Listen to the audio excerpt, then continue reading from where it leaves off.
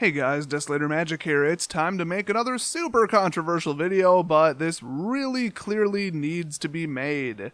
I noticed a lot of very angry people didn't like what I said about local gaming stores versus singles sellers, and based on their comments I can tell it's obvious that they have absolutely no idea how the market works, who sells what, in what volume, and to who, and how, and why, and what they're even allowed to sell, and how they get the products in the first place, and what they pay. If you consider all those things, you might have a slightly different opinion of single sellers online. Now, so that I don't get sued by wizards, and distributors, and stores, and probably you guys, I should probably add a disclaimer that every single thing said in this entire video, and this is true, this isn't just, I'm not just saying it, this is true, pretty much everything is hearsay. But, in my defense, you're probably more likely to find out who killed Kennedy and what's really at Area 51 by interviewing people one at a time than you are to hear actually accurate true details about how Magic the Gathering products are distributed. So if you're about to say, hey, I don't like what you said about the WPN allocation, I heard it's something different.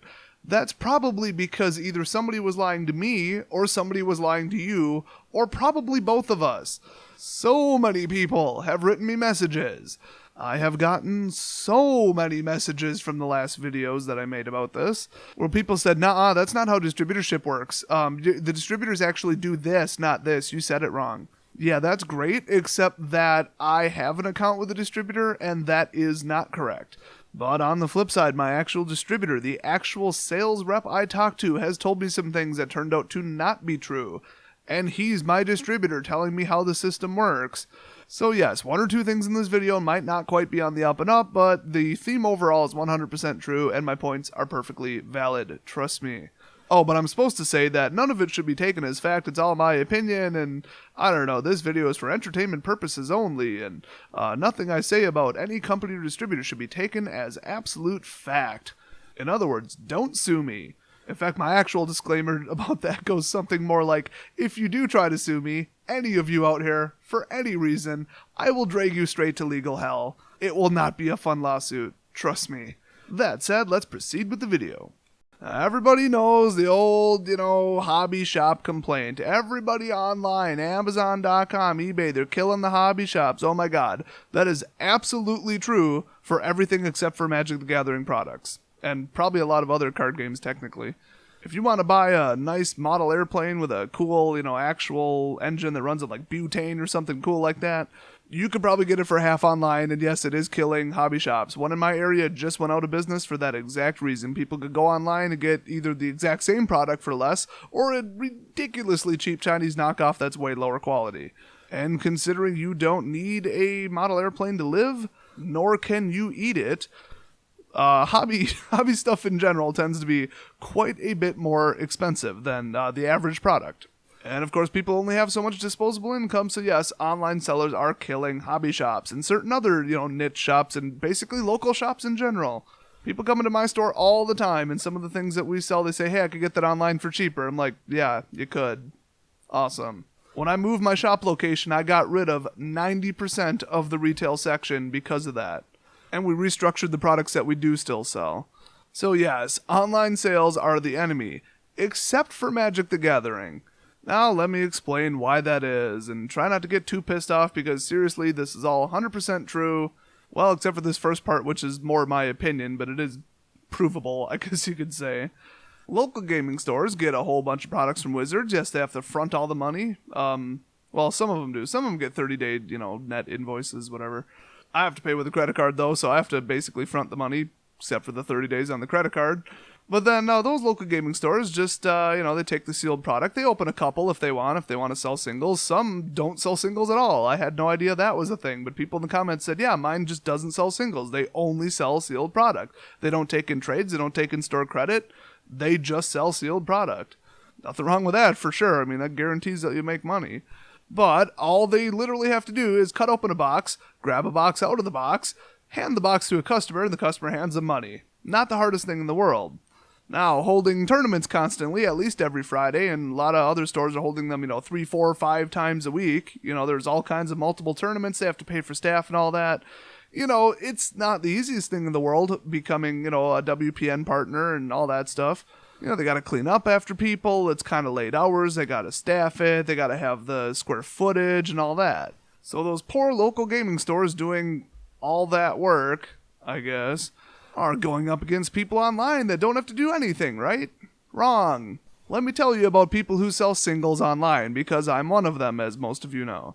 Day 1, 14 hours straight, opening nothing but boosters and sorting cards. Oh wait, did I start at day 1? Day -30. You have to sign up with the distributor. You have to prove that you are a business. You have to work in the hobby industry and prove it. For a couple distributors, you have to already be in the Wizards Play Network, which is weird. Like, how would you do that? I guess you'd have to sign up and then immediately find a distributor. Then you have to run through a credit check. You have to have a physical location that is a walk-in retail location. You also have to be a registered LLC or higher level corporation. You have to, I believe with most distributors, have insurance, or at least to rent a building you have to have insurance, I know that. You have to have climate-controlled square footage to store the cards. You have to have staff or your own time to sort the cards. You have to have dumpster service to get rid of 10 billion pounds of booster plastic. You end up with just about the same type of building. I mean, we don't have seating at my shop for, enough seating to have Friday Night Magic, which is one of the reasons that we don't, but we have a lot of square footage of stored cards, like more than a local gaming store normally would.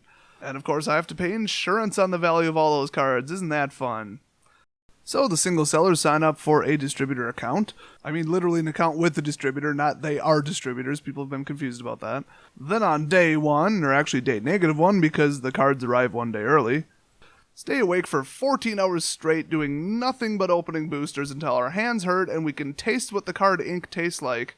And then for the next 3 or 4 weeks, make 2 trips to the post office every single day because of first-class shipping times. You can't let the mail carrier pick them up or they will drop them off after the last truck leaves for the day.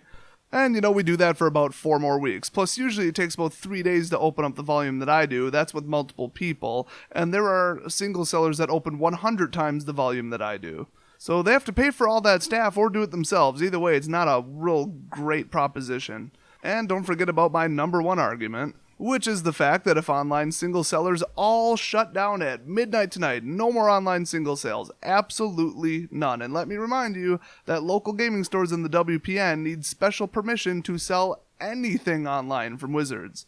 Most of them ignore it and sell singles anyway.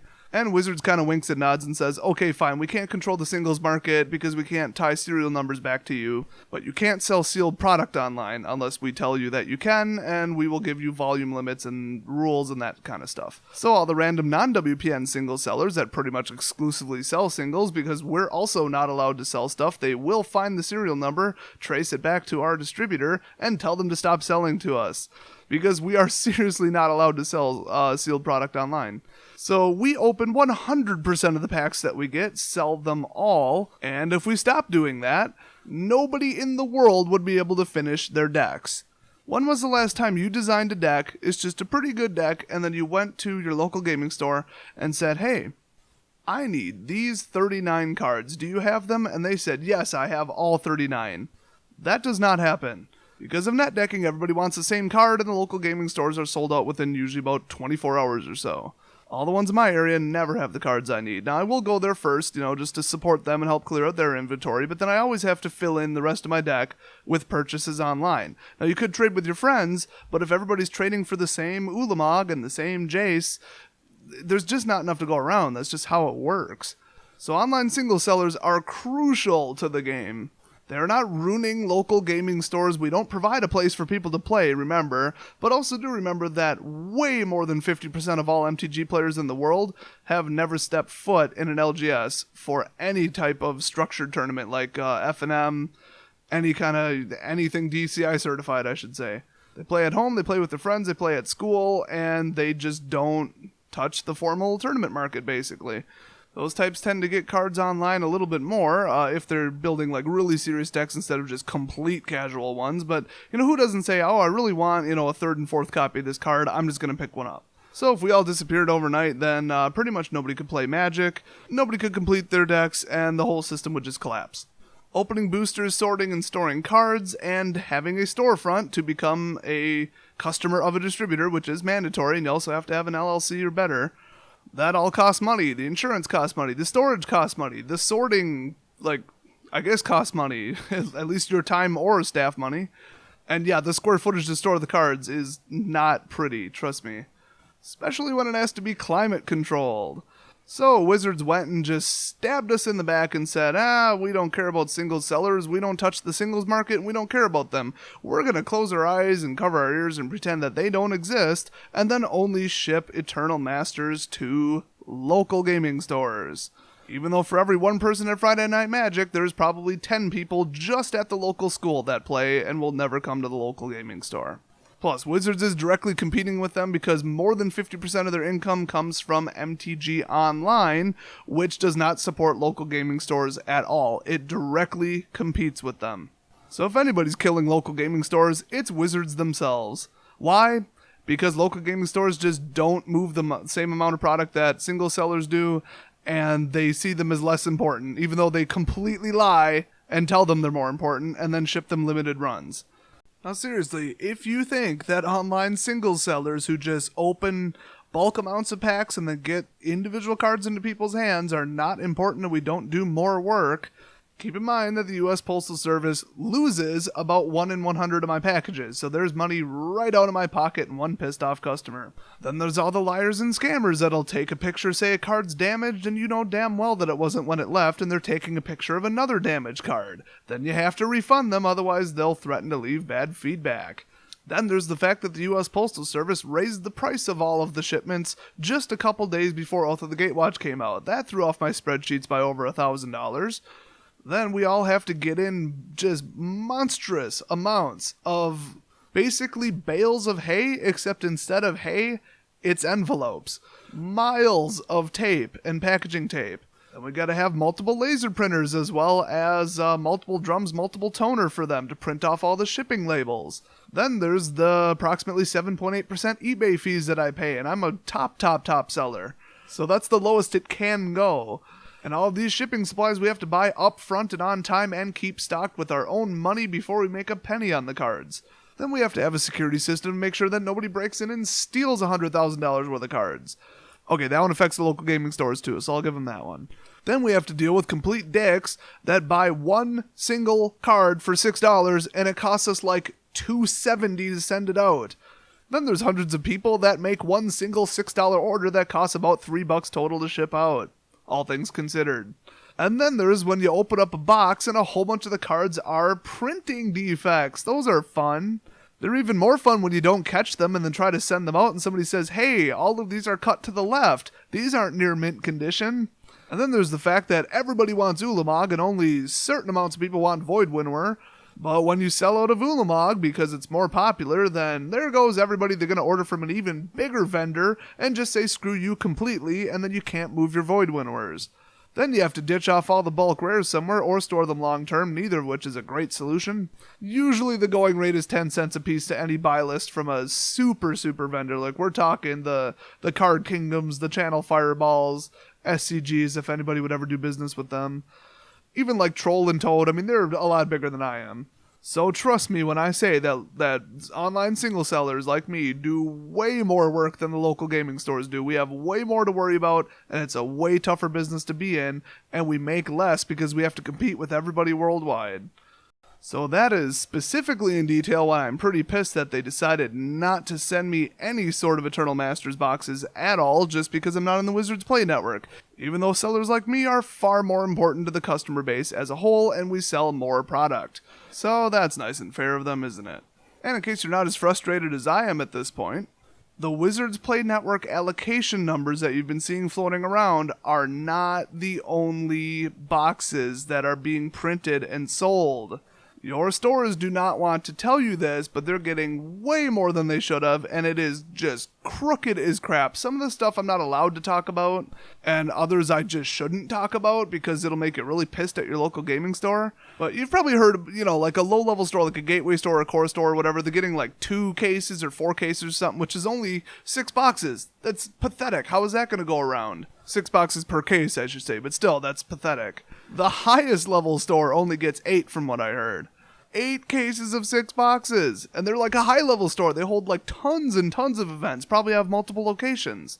Well, in most cases, some of the larger stores are lying to you because they're getting way more than they should. Like, way more than that allocation. Now, why is that? There's something called a Wizards Play Network allocation, and then there's something called a distributor allocation. Wizards will tell you exactly how much the WPN allocation is because that makes it sound really rare, and oh no, my store's only getting 2 cases, and I better go get a pre-order, and oh, it's perfectly fine to pay $350 a box, right? They will never in a billion years tell you what the distributor allocation is for a limited run. I've had people attempt to estimate it for me, and all of them came up with drastically different ratios compared to the WPN allocation. They all seem to universally agree that it's less, but unfortunately the distributors are horribly unfair.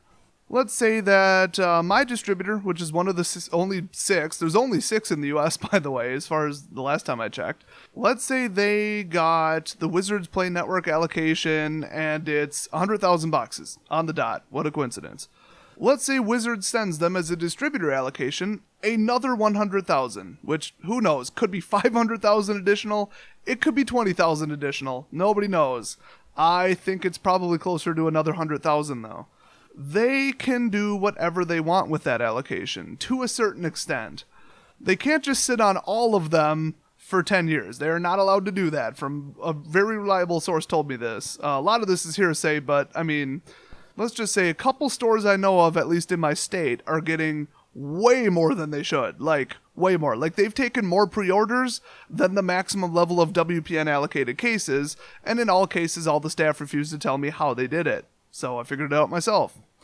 Basically, they do some things, and they call some people, and they get a portion of the distributor allocation, of which a certain percentage of distributors are obligated by Wizards to send out to actual people. So they could sit on, whatever they want, as long as they move, 90-95% of it, or whatever the limit is. I don't actually know. So let's say they sit on 1,000 cases, and the other 99,000 are up for grabs. Well, my sales rep at my distributor, I asked him, hey, is there any way that there's some additional amount past the WPN allocation? He told me, no, there isn't. It's virtually impossible, there's not going to be any extras, and the WPN allocation is it. Well, as it turns out, that's a load of crap. What really happens they just refuse to send them to smaller people like me. And by smaller, I mean, $10,000 orders in the past. That actually beats some of the local gaming stores in my area. So I'm definitely what they would call medium-sized. In fact, my volume qualified me for the middle tier of discounts. I mean, come on. He even told me in the past that the amount of boxes that they can get me of limited runs usually is 25 to 50% of what I typically order from the core sets. Or, not literally the core sets. I mean, like, the standard sets, the Type 2 sets, the normal sets that come out. So if I usually get 20 cases, I could get 5 to 10 of the limited ones. Now this time, they printed less than they did of Modern Masters 2. That is an absolute fact that everybody agrees on. So what a lot of distributors do is they still refuse to sell to me, and they sell to the big guys, which is funny because they typically get bigger discounts. So they go to the really big guys and send them the huge bulk of the distributor allocation, which obviously is unfair.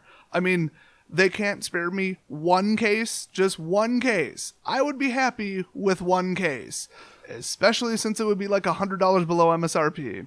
But nope, every last one has to go to people that have all these little long-time connections and do a little bit higher volume than I do. And trust me, I am just grazing over the tip of the iceberg on how crooked this system is. I've heard rumors that certain companies are making themselves look like multiple companies. I've heard that certain stores are telling their distributors that they're the only distributor they buy from, when in fact they buy from all 6, and they're lying to all of them. And so on and so on and so on. I'm not even going to get into it. I don't even want to encourage that type of behavior, but just believe me that it is definitely going on. If there is lots and lots of money to be made and not enough of it to go around, people are going to lie and cheat and be as dishonest as possible, or at least some of them are. I'm sure there's some legit stores out there, like for example mine, and we're the ones that get screwed because the other ones are lying and cheating to get as many boxes as they possibly can, like way more than they should. So hopefully that fully explains why I'm so pissed off about the Eternal Masters allocation and why I think it's horribly unfair. Now, a lot of this is based on hearsay and rumors, and from what I'm, hearing from long time sellers that have been in the industry for 10 plus years, and what I've personally seen at a couple other gaming stores around my state. what certain people have leaked on, online, on social networks about, what they know people are doing. Like, I mean, it just comes down to how is this store getting so many? All the ones I go to are getting what I would consider a pretty fair amount, but there's others in the US and around my state specifically that are getting way more than they should, and there's another local gaming store that was guaranteed 2 cases by their distributor, and then they took them away. So he went to like a secondary seller distributor who promised him some cases, and then they took them away because, they're just not getting as many as they thought, which is code for they're selling them to somebody else because of some dirty, corrupt agreement. If I tell you, hey, I'd like 2 cases, that would be awesome, and you say, okay, then somebody else says, we're going to take our $1 million worth of orders and go to a different distributor if you don't give us the proper amount. Guess who they're going to send them to? They're going to sell every case they have to Douchebag Cards Incorporated. I just realized that would actually spell DCI. I don't think that's a real company name. That's just my nickname for those people. So, in summary, if your local gaming store is getting totally shorted on them, driving up the prices like crazy, and not taking enough pre-orders for the amount of customers that want the product, they're getting screwed. If your local gaming store has way the hell too many boxes, they're taking all the pre-orders they want and selling them for real close to MSRP because who cares, they're going to have plenty to go around. They are doing some weird crooked crap in all likelihood. Now, if anybody has any further details, hard facts, hard numbers that are actually provable, please leave them down in the comment section. Otherwise, just take my word for most of this. I did a lot of research on it because I really wanted to find some sneaky way to get, boxes. And I found the ways that most people do them, and I'm not going to do that. And so I'm ending up with 0. Thanks, wizards. Well, at least I will have 1 box to open on camera for my channel, and I guess I'll just have to be happy with that. And I'll see you guys next video.